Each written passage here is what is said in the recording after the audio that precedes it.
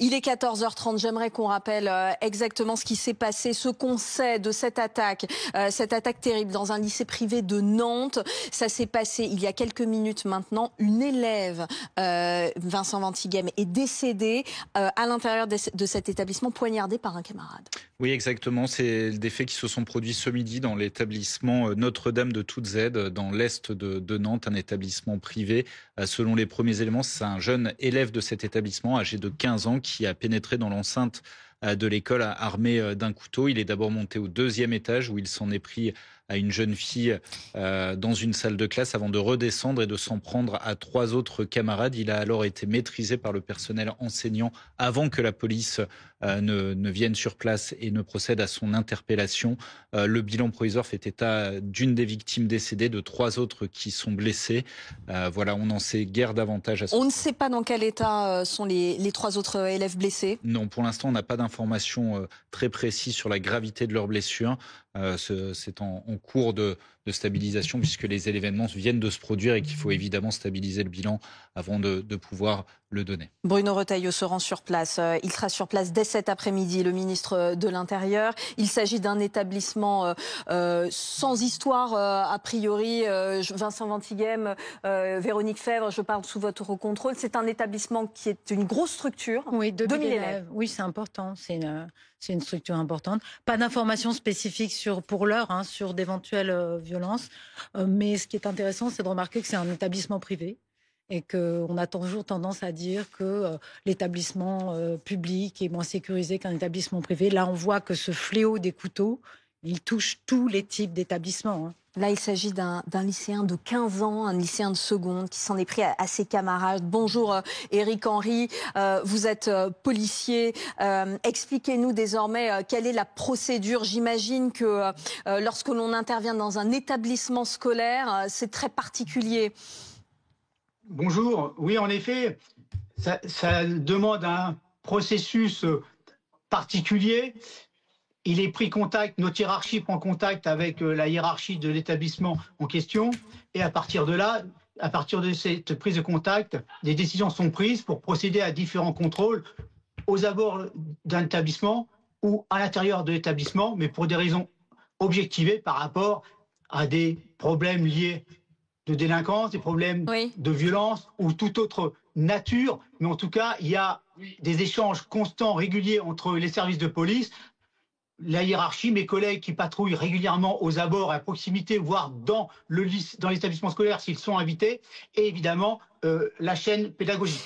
Éric Henry, restez avec nous. Je me tourne vers Vincent Ventighem. Les informations nous parviennent au fur et à mesure et on sait dans quel état sont les 3 élèves blessés. Oui, on a quelques informations sur le bilan, je l'ai dit, puisque ce jeune garçon âgé de 15 ans s'en est pris à 4 de ses camarades. Malheureusement, l'une des victimes est décédée des suites des coups de couteau portés. Sur les 3 autres victimes, un des élèves est aujourd'hui en urgence absolue.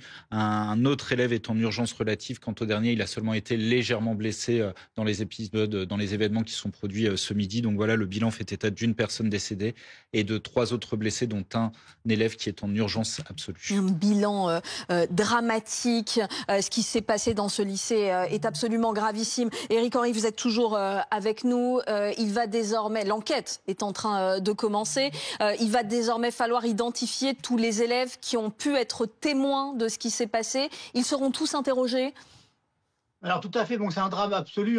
Vous avez raison de le souligner. Et nous partageons également, malheureusement, cette tristesse, une pensée pour les parents de la victime, pour les parents des enfants blessés, pour leurs camarades. C'est vraiment horrible. Il n'y a pas d'autre mot.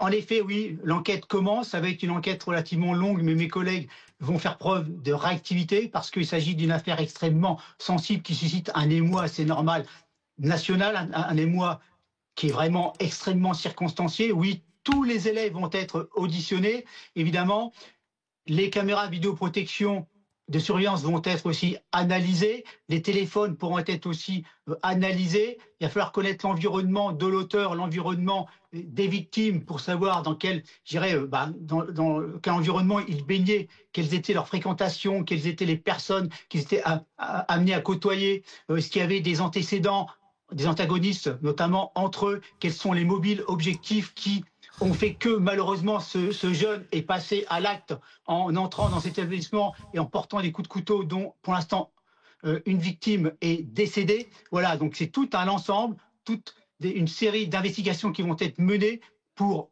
connaître objectivement les mobiles de l'auteur, sans oublier des examens psychiatriques, sûrement des examens médicaux, pour voir si l'auteur avait son discernement plein et entier au moment des faits ou si son discernement était altéré ou aboli au moment des faits. Donc, tout cet ensemble d'investigations qui vont permettre de déterminer les raisons qui ont fait que ce drame est arrivé.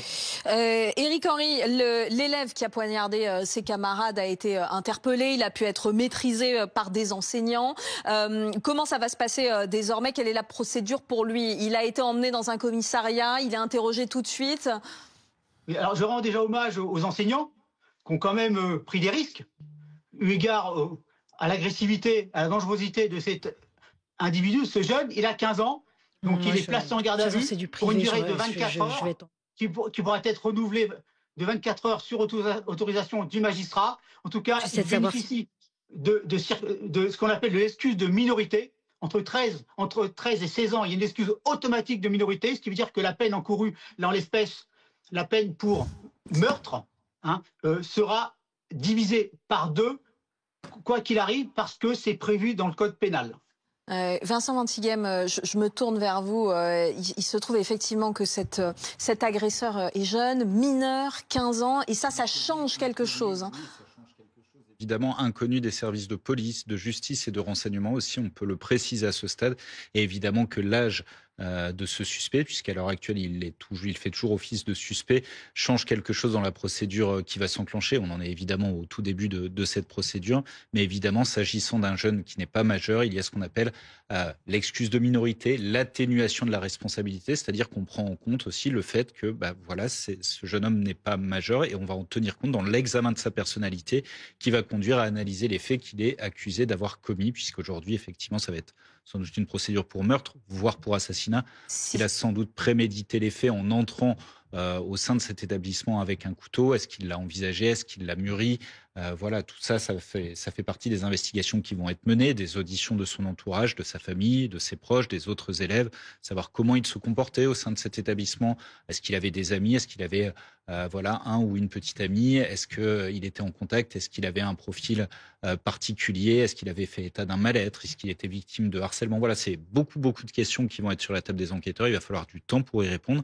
Puis il va falloir aussi examiner ce qu'on appelle la responsabilité pénale de ce jeune homme, c'est-à-dire prendre en compte son statut psychique, psychologique. Est-ce qu'il était pleinement conscient de ce qu'il réalisait? Est-ce son état de discernement était altéré ou aboli? Ça aussi, ce sont des questions qui vont se poser au cours de l'enquête qui débute à peine.